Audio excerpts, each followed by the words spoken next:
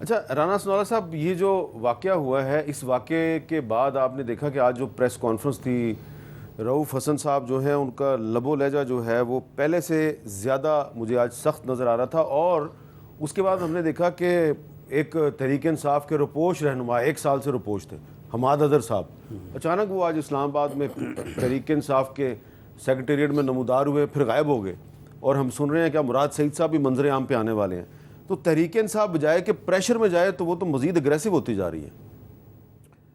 نہیں دیکھیں، مزید اگریسو ہو یا جو ہے وہ منظر عام پہ آئیں یا نہ آئیں، معاملہ یہ نہیں ہے.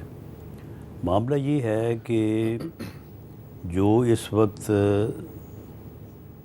سیاسی صورتحال درپیش ہے اس کا تو حل جو ہے وہ سیاسی قوتوں نے بیٹھ کے نکالنا ہے نا. اگر یہ لڑائی کہیں اور جا کے لڑی جانے لگے گی جس طرح کہ اس وقت ہو رہا ہے، تو یہ معاملے جو ہیں جس طرح سے آپ نے ابتدائیے میں بات کی ہے، تو یہ تو پھر سیاست اور زیادہ زوال پذیر ہوتی چلی جائے گی.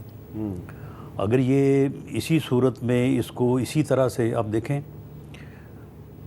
اگر پی ٹی آئی یا بانی پی ٹی آئی یا یہ لوگ یہ سمجھتے ہیں کہ یہ اس طرح سے ہر چیز کو بلڈوز کر کے تو جو ہے وہ ہر چیز پہ جو ہے وہ قابض ہو جائیں گے، تو یہ ممکن نہیں ہے، ایسا نہیں ہو سکتا.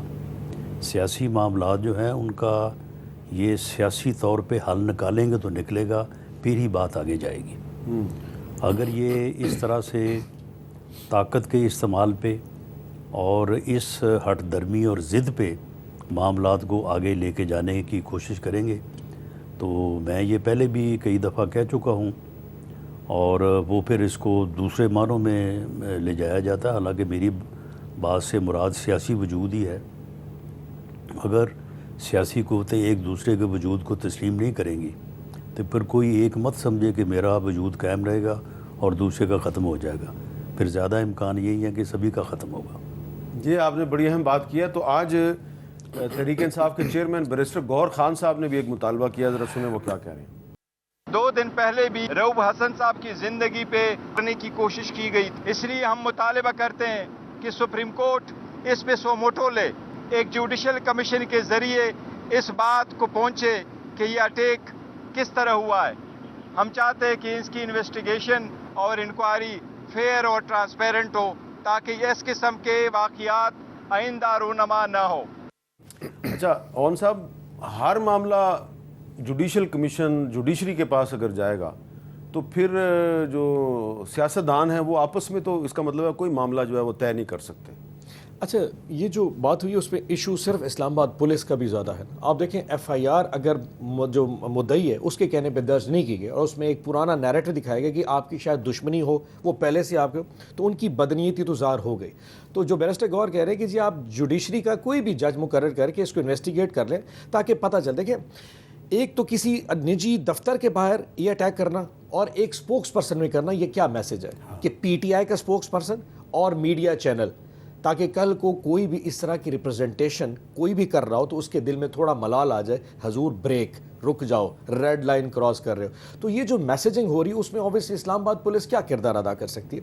تو اس لیے بیرسٹر گوہر نے کہا کہ آپ ایک جج مقرر کر کے اس کو انویسٹیگیٹ کر لیں تاکہ پتہ چل جائے. And having said that without iota of doubt, ہم یہ نہیں کہہ رہے کس نے کیا ہے، لیکن اگر یہ کلیئر ہو جائے گا تو میں رانا صاحب، یقین رانا صاحب خیر بہت محفوظ ہیں، ہم سارے محفوظ سمجھیں گے. ورنہ آج کے بعد ہر میڈیا کے دفتر کے باہر جاتے خوف کا، آپ کے دفتر باہر خوف تھا کہ بندر دیتے کوئی خواجہ سرا نہ کھڑا ہو، یعنی کوئی بلیڈ لے کے نہ کھڑا. ہم پتہ ہے خوف. ابھی آپ جب جائیں گے تو میں آپ کے ساتھ نیچے تک جاؤں گا، آپ ہمارے ساتھ بلکہ گاڑی بٹھا کے، تاکہ میں جب شیشے لاک کر لوں پھر اس کے بعد آپ نے روانہ ہونا ہے. دیکھیں سر جب بات خواجہ سراؤں تک پہنچ گئی ہے نا تو پھر اب سیاستدانوں کو چاہیے کہ بیٹھ کے سوچیں اس بات کو. لیکن رانا صاحب یہ اصلی خواجہ سرا تو نہیں ہے، یہ تو لگ رہا ہے کہ 2 نمبر قسم کے جعلی خواجہ سرا. پھر خواجہ سرا کیوں ہو رہی ہے کل کی؟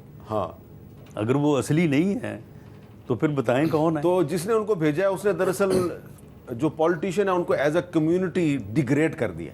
نہیں، معاملہ یہ ہے کہ اب دیکھیں پی ٹی آئی یا سنی اتحاد کونسل اتنی بڑی جماعت ہے، پارلیمنٹ میں اس کی ریپریزنٹیشن ہے، تو یہ کتنا مشکل ہے ان کے لیے کہ یہ پتہ کر لیں کہ یہ خواجہ سرا کون ہے، نامزد کریں ان کو. یہ تو پولیس نے کام کر رہے ہیں. نہیں معاملہ یہ ہے کہ دیکھیں مدعی جو ہے پولیس تفتیش کرتی ہے, پولیس چلان بناتی ہے, عدالت میں بھیجتی ہے, لیکن مدعی کا بھی کام, مدعی ایویڈنس پرووائڈ کرتا ہے, مدعی بھی انویسٹیگیشن کا حصہ ہوتا ہے. اب مدعی جو ہے وہ صرف پہلیاں ڈالے پہ جی یہ خواجہ سرا تھے یا نہیں تھے, یا کدھر سے آئے کدھر سے چلے گئے, تو معاملہ یہ کہ اس میں یہ بھی مدد کریں, پولیس بھی جو ہے وہ. لیکن رانا صاحب آپ تو انٹیریئر منسٹر رہے ہیں, آپ اچھی طرح جانتے ہیں کہ اسلام آباد جو پاکستان کا فیڈرل کیپٹل ہے, یہاں پہ ایک ریڑھی والے سے لے کے اور ایک بھیک مانگنے والے سے لے کے خواجہ سرا تک, اور ایون جو ٹیکسی ڈرائیور ہے وہ سارے کا سارا جو ہے وہ اسٹیٹ کی نظر میں ہوتا ہے, بلکہ اکثر لوگ اسٹیٹ کے لیے کام کرتے ہیں. چلیں اسٹیٹ کی بھی نظر میں ہوتا ہے, ہاں تو یا تو پھر یہ اسٹیٹ جو کہے اس کو مان لیں, اس پہ اعتبار کر لیں, وہ انہوں نے کرنا نہیں ہے. تو یا پھر یہ ہے کہ خود بھی تھوڑی سی اس بارے میں کوشش کریں کہ یہ خواجہ سرا جو ہیں یہ کہاں سے آئے اور کدھر گئے. یہ اگر یہ کھورا ہم نے ڈھونڈنا ہے تو پھر باقی بات ختم ہوگی. وہ خواجہ سرا کہاں سے آئے تھے, کدھر کے, میں نے تو آج سینٹ میں کہا میں کہ خواجہ سراؤں کا پتہ کریں, ان کے نام ECL میں ڈالیں, کہیں یہ نکل جائیں ملک سے باہر. یہ تو بہت سیریس ایشو ہے. لیکن آن اے سیریس نوٹ, اگر مثال کے طور پہ اگر کل وہ اس کو ڈاج نہ کرتے, وہ ڈک نہ کرتے, اگر آپ ویڈیو آرام سے دیکھیں تو رؤف حسن نے اس کو ڈاج کیا, تو اللہ معاف کرے یہ کٹ یہاں کی بجائے شہرک پہ لگ سکتا تھا. انسان ہے, غلطی, شاید میسج دینا ہی مقصود ہو, مارنا مقصود نہ ہو, میں بلا وجہ اس پہ نہیں کہہ رہا کہ اٹیمپٹڈ, لیکن اگر غلطی سے اس کے کٹ جاتا تو آج شاید ہم اس وقت بیٹھ کے یہ اپنا کر رہے ہوتے, آج چیزیں اور طرف ہوتی. اور یہاں پہ اسلام آباد میں فورن ڈپلومیٹس ہوتے ہیں, ہم بھی مطلب چلیں اتنے معزز شہری نہ صحیح, ہم تھرڈ کلاس قسم کے سینیٹر صحیح PTI کے ہیں, ہماری زندگیوں کی کوئی وقت نہیں ہے, نہ ہماری چار دیواری کی وقت ہے, نہ ہمارے گھروں کی, نہ ہمارے ماؤں بہنوں کی, لیکن ہماری جان کی تھوڑی سی اگر وقت ہے تو اسلام آباد پولیس کو پلس اس گورنمنٹ کو تھوڑا سیریس لینا چاہیے. مسئلہ خواجہ سرا کا نہیں ہے, مسئلہ اس جان کا ہے جو کل جا سکتی تھی. اینڈ آن اے نوٹ کہ کل کو اگر یہ واقعہ سیریس ہو گیا, میں مثال اب یہ مذاق کر رہے ہیں, باہر جاتا ہوں, کل مجھ پہ اٹیک ہو جائے, تو آبویسلی اب رانا صاحب کی بات ہو کیا پوچھیں, یار مون صاحب میرے سے شو کر رہے تھے, اب اس وقت شہید ہو چکے. پوائنٹ از کہ somebody might lose it. سمیع ابراہیم کے ساتھ کیا ہوتا, وہ بھی کھا جائے. ایک پیٹرن تو کہیں نہ کہیں سے تو آ رہا ہے, تو کہیں چیک کر لیتے ہیں کہ اس میں کوئی ایسی پیٹرن ہے, تو اس کو چیک کرنے میں حرج کیا ہے. اچھا یہ بتائیں کہ یہ جو آج حماد حیدر صاحب منظر عام پہ آ گئے ہیں, تو پھر اس کے بعد مراد سعید صاحب بھی آ جائیں گے, تو سارے جو رپوش ہیں وہ سارے منظر عام پہ آ رہے ہیں. دیکھیں جب وہ کہتے ہیں نا ظلم ایک حد سے بڑھتا ہے تو پھر وہ ختم ہو جاتا ہے نا. مشکلیں اتنی پڑی کہ آسان ہوگی. ایک ٹائم تھا, اسپیس تھی, مطلب 8 فروری کا الیکشن ہو گیا, لیکن وہ جو ہمیں میسیجنگ ہے کہ جی ابھی زمین تنگ کر دی گئی ہے, وہ ابھی ختم نہیں ہو پا رہا. تو آخر انسان نے کہیں تو آنا ہے. تو حماد اظہر کا نکلنا یا مراد بھائی کا آنا, پوائنٹ یہ کہ کہیں نہ کہیں لوگوں نے آنا ہی ہے. آخر میں ہوگا کیا, مطلب پکڑ کے پریس کانفرنس اگر کرانی ہے تو وہ اس سے کیا فرق پڑے گا. تو وہ جیتے جاگتے لوگ ہیں, ان کی فیملیز ہیں, انہوں نے معاشرے میں جینا ہے, تو کیا وہ ساری عمر کے لیے مفروض چلے افغانستان دوڑ جائیں, بس somewhere they have to come. اس میں کون سی ایسی چیز ہے, اگر ان پہ مقدمات ہیں تو پولیس ریسٹ کرے, وہ اپنی ضمانتیں کرائیں گے, چاہے وہ پشاور ہائی کورٹ سے کرائیں, لاہور, اسلام آباد ہائی کورٹ, عدالتوں پیش ہو. لیکن اگر ان کو فورسڈ کر کے کہیں غائب کر دیا جائے, جیسے وہ آج کل ہمارا ایک شاعر غائب ہو پڑا ہے, تو یہ تھوڑا ذاتی ہوگی. سو اگر آپ سمجھتے ہیں کہ وہ دونوں اتنے زیادہ قسم کے وانٹڈ کرمنلز ہیں, آپ ان کو گرفتار کے عدالتوں پیش کریں, ضمانت ہوگی, کیس چلے گا, چالان آئے گا, پتہ چل جائے گا. لیکن اگر ان کو اٹھا کے رات کو غائب کر دیا جائے تو پھر اگلے دن کیا ہوگا اس کا تو کوئی پھر پتہ نہیں. ایک اور معاملہ ہے, کیونکہ رانا صاحب دیکھیں میر صاحب, میں یہ بات اس لیے کر رہا ہوں, اگر یہ پہلے گورنمنٹ میں نہ رہے ہوتے تو میں یہ بات نہ کرتا. اب یہ کہہ رہے ہیں کہ جی خواجہ سرا کو پولیس ڈھونڈے, فلاں ڈھونڈے, یہ کریں وہ کریں. جب یہ گورنمنٹ میں تھے تو ان کو پتہ ہے سارا یہ کام کیسے ہوتے ہیں. تو بات یا تو سیدھی بات کریں, تو یا پھر یہ ہے کہ جو یعنی کہ ان کو ایسے پتہ ہے گورنمنٹ کہتی ہے کہ اپنا جو ہے اس بات کے اوپر آپ کا اشارہ یہ ہے کہ جس طرح آپ کی پارٹی کے کچھ لوگ جو ہیں ان پر سیاہی پھینکی جاتی تھی یا ان پر جوتا پھینکا جاتا تھا, اور بہت کچھ ہوتا رہا ہے. تو یہ معاملہ جو ہے یہ اب خواجہ سرا اور اس وقت ان کے جو بیانات ہوتے تھے یا بانی PTI کی جو ایکسپلینیشن ہوتی تھی, تو وہ ساری چیزیں جو ہیں وہ آج میرا خیال ہے کہ یاد ہمیں تو ہے, ان کو بھی ہونی چاہیے.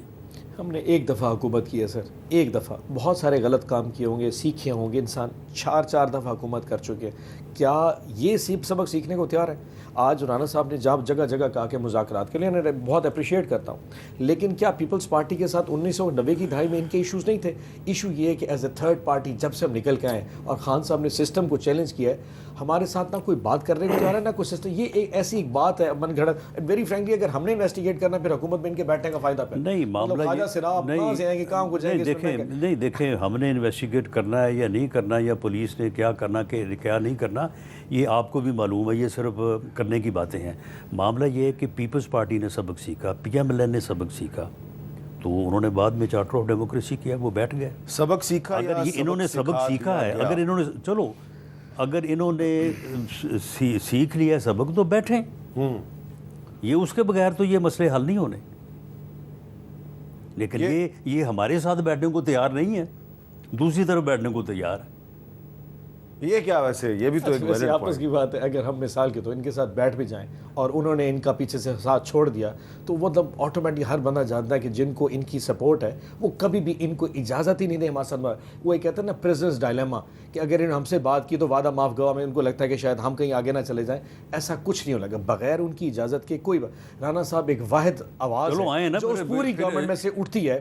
آج اعظم تارڑ صاحب کی جو سٹیٹمنٹ تھی سینٹ میں، اس سے کہیں لگ رہا تھا کہ وہ بات کر رہے ہیں، مطلب وہ آج بھی ججز کو قیود اور قواعد کے علاوہ سے بات کر رہے ہیں۔ مطلب دیکھیں تو اعظم نذیر تارڑ صاحب نے آج کیا کہا، سنیں۔ آئین پاکستان کسی عدالت کو یہ اختیار نہیں دیتا کہ وہ غصے میں جو اس کے دل میں آئے وہ کہہ دے۔ وہ کہے کہ اگر یہ کام ابھی اس طرح نہ ہوا تو میں وزیر اعظم کو یہاں پہ بٹھا دوں گا۔ 25 کروڑ لوگوں کے نمائندے ہیں، آئین کے آرٹیکل 248 میں انہیں امیونٹی لکھی ہوئی ہے۔ یہ کیا طریقہ ہے عدالت کرنے کا؟ آپ اپنے فیصلوں کے ذریعے جو حکم جاری کرنا چاہتے ہیں وہ ضرور کریں۔ یہ شرط تو نہیں ہے کہ سامنے ساری کابینہ کو بٹھا کے کرنا ہے یا وزیر اعظم کو بٹھا کے یا سارے سیکرٹریز کو کام چھڑوا کے 8-8 گھنٹے آپ نے وہاں پہ بٹھا دینا ہے۔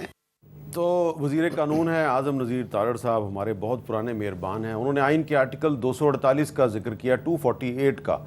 میں ان کو آئین کا آرٹیکل ہے 68 اس کی جو ایک کلاز ہے وہ سنانا چاہتا ہوں کہ مجلس شورا یعنی کہ پارلیمنٹ میں عدالت عظمیٰ یا کسی عدالت عالیہ کے کسی جج کے اپنے فرائض کی انجام دہی میں رویے کے بارے میں کوئی بحث نہیں ہوگی۔ اور جو سینٹ کے رولز آف بزنس ہیں اس کا آرٹیکل ہے 226، اس کی سب کلاس سی ہے، اور اس میں آپ کہتے ہیں جی a member while speaking shall not discuss the conduct of any جج of the Supreme Court or of a High Court in the discharge of his duties. تو اس پہ میں بات کروں گا رانا ثناءاللہ صاحب سے ایک وقفے کے بعد۔